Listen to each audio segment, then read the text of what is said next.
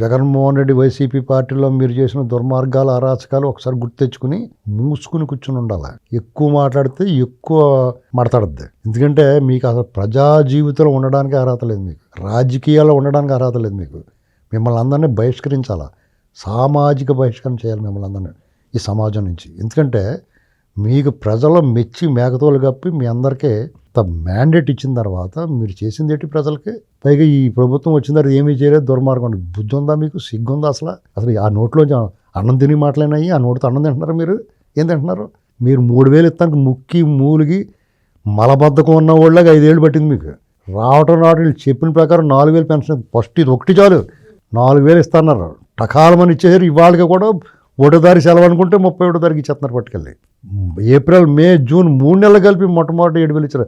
అది ఒక్కటి చాలు మీ బతుక్కి. వాళ్ళు ఇచ్చిన తల్లికి వందనం. మీరు అమ్మఒడి పేరుతో వాళ్ళకి ఇచ్చి భలే ఇచ్చేసామనుకున్నారా? మధ్యలో 1 ఏడాది 2 ఏడాది మిస్ కొట్టేశారు. ఒక ట్రిప్పు ఇంట్లో ఎంతమంది ఉండి అంతమందికి ఇచ్చారు వాళ్ళు. డిఎస్సీలు మొన్న డిఎస్సీ వేసారు, రేపు మళ్ళీ జనవరి డిఎస్సీ వేస్తారు. 16,000 మందికి ఒకేసారి ఉద్యోగాలు వచ్చినాయి.